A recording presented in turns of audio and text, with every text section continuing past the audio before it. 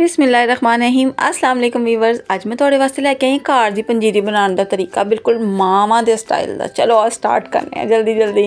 अच्छा जी, 1 किलो असी चने की दाल लै ली, 1 किलो असी मूंगी की दाल लै ली है, आधा किलो साढ़े कोल इत्थे गूंद है, आधा किलो खोपरा, पौने 2 किलो असी घ्यो दा लिया इत्थे देसी घर दा बनेआ होया घ्यो। इत्थे जे फटाफट असी एक पाइया सारियां चीज़ां लईआं ने। इहदे विच किशमिश है, बादाम है, अखरोट है और इत्थे पिस्ता है, तो आधा किलो साढ़े कोल ना इत्थे फुल मखाने ने। ठीक है, और असी इत्थे 1.25 किलो असी चीनी इस्तेमाल करांगे। ठीक है, अच्छा बिल्कुल माड़ी जी हल्की जी आंच उत्ते पहला दालां नूं चंगी तरह ना ड्राई रोस्ट कर लांगे। इस कोई घ्यो नहीं पाना, कुछ नहीं पाना, फिलहाल सिर्फ ड्राई रोस्ट करना। और इत्थे असी की छिलके अलग करन दे दें पिस्ते दे। अच्छा जी, हुण असी की ना एक पासे असी की करना है, असी जेड़े साढ़े जेड़े पिस्ता है, किशमिश है तो अखरोट है ना, इनू भी असी ड्राई रोस्ट करना है। फिलहाल असी किसी चीज़ दे विच घ्यो दा ही इस्तेमाल नहीं किया। ठीक है, ठीक हो गया।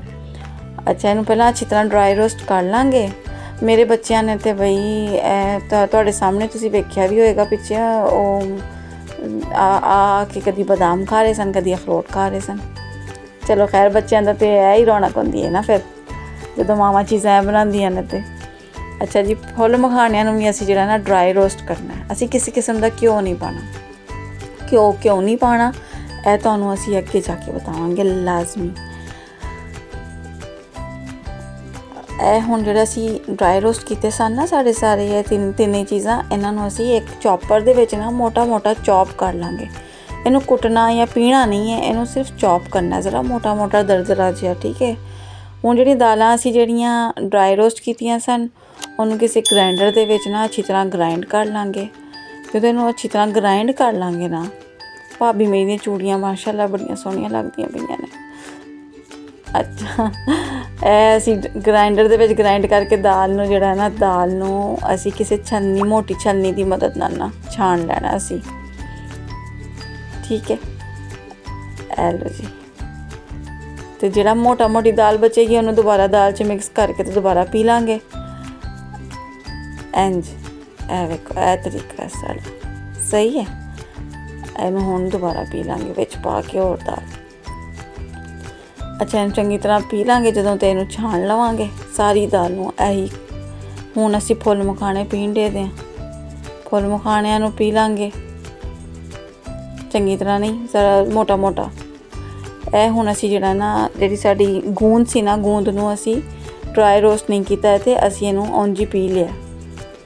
अच्छा, हुण इत्थे घ्यो असीं लिया, घ्यो नूं गर्म कीता, इहदे विच जिहड़ियां दालां जिहड़ियां पीसियां हन ना चंगी तरह, इहनूं हुण असीं घ्यो दे विच शामिल किया। इनू चंगी तरह मिक्स करांगे। अगर मेरे चैनल ते नवे हो तो प्लीज़ मेरा चैनल सबसक्राइब करो। तो यह हुण विच इस टाइम ते असीं विच गूंद पानी है, और इहदे तो बाद जो असीं गूंद पानी है ना, यह गूंद अजे कच्ची है, इनू ना चंगी तरह कोई 15 को मिनट जिहड़ा है ना हल्की आंच दे उत्ते दालां ते घ्यो दे नाल ना इनू अच्छी तरह फ्राई करना है। सही है, हुण असीं इहदे विच पा लेने फुल मखाने। इनू भी चंगी तरह कोई 5 को मिनट ते इनू फ्राई कीता ही सी, 5 तो 10 मिनट ना फ्राई करना है।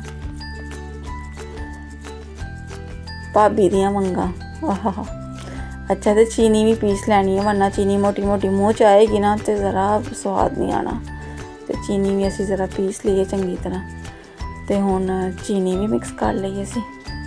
चीनी नूं भी मिक्स करके कोई 5-10 मिनट तुसीं इहनूं भी अच्छी तरह जिहड़ा आंच थल्ले हल्की ही रखनी है, तेज़ आंच नहीं करनी, वरना तुहाडी पंजीरी लग जाएगी तो उहदे विचों दी जिहड़ी ना फिर वाड़ आएगी सड़े होए दी।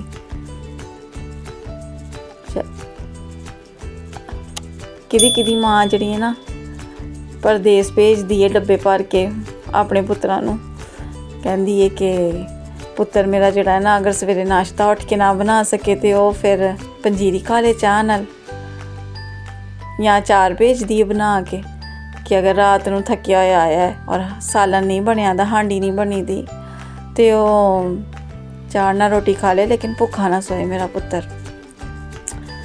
हाय, ਅੱਛਾ ਜੀ, ਅੱਲਾਹ ਪਾਕ ਸਾਰਿਆਂ ਦੇ ਪੁੱਤਰਾਂ ਨੂੰ ਸਲਾਮਤ ਰੱਖੇ, ਸਾਰਿਆਂ ਦੀ ਮਾਵਾਂ ਨੂੰ ਉਹਨਾਂ ਦੇ ਸਿਰਾਂ ਤੇ ਸਲਾਮਤ ਰੱਖੇ। ਅੱਛਾ, ਇੱਥੇ ਹੁਣ ਅਸੀਂ ਇਹ ਜਿਹੜੇ ਸਾਡੇ ਸਾਰੇ ਡਰਾਈ ਫਰੂਟਸ ਹਨ ਨਾ, ਬਾਦਾਮ, ਪਿਸਤਾ, ਅਖਰੋਟ, ਜਿਹੜਾ ਅਸੀਂ ਮੋਟਾ ਜਿਹੜਾ ਗ੍ਰੈਂਡ ਉਹਦੇ ਵਿੱਚ ਚੌਪਰ ਦੇ ਵਿੱਚ ਜਿਹੜਾ ਅਸੀਂ ਕੀਤਾ ਸੀ ਉਹ ਮਿਕਸ ਕਰ ਲੈਣਾ। ਤੇ ਉਹ ਮਿਕਸ ਕਰਕੇ ਅਸੀਂ ਚੰਗੀ ਤਰ੍ਹਾਂ ਫਿਰ ਦੁਬਾਰਾ ਅਸੀਂ ਇੱਕ ਵਾਰੀ ਮਿਕਸ ਕਰ ਲਵਾਂਗੇ ਨਾ। ਹੁਣ ਲਾ ਲੈਣਾ ਸੀ ਚੁੱਲ੍ਹੇ ਤੋਂ, ਤੇ ਇਹਨੂੰ ਚੰਗੀ ਤਰ੍ਹਾਂ ਲਾ ਕੇ ਹੁਣ ਤੁਸੀਂ ਇਹਦੀਆਂ ਪਿੰਨੀਆਂ ਬਣਾਵੋ ਗਰਮ ਗਰਮ, ਜਾਂ ਤੁਸੀਂ ਇਹਨੂੰ ਪਲੇਟ ਦੇ ਵਿੱਚ ਪਾ ਕੇ ਚਮਚ ਦੇ ਨਾਲ ਖਾਓ। ਤੁਹਾਡੀ ਆਪਣੀ ਚੋਇਸ ਹੈ, ਤੁਹਾਡੀ ਆਪਣੀ ਮਰਜ਼ੀ ਹੈ। आई है ना माँ दी याद, तो अगर माँ दी याद ज़्यादा आ रही है और अगर पंजीरी माँ दी ख़त्म हो गई है तो तुसी यह पंजीरी बनाओ तो मैनू अपना फीडबैक ज़रूर दो और कमेंट बॉक्स दे विच ज़रूर बताया जाए कि किदी माँ जिहड़ी है इस तरह पंजीरी बनाती है। अच्छा, चीनी असी सवा किलो पाई है, 2 किलो नहीं पाई। असी 2 किलो के पैकेट दिखाए ने, लेकिन असी पाई सवा किलो ही है। ठीक है, तुसी अपनी मर्ज़ी का चख के कर लिया जे। अच्छा, फिर सब्सक्राइब आ गया, सब्सक्राइब मेरा चैनल करो। अल्लाह हाफिज़।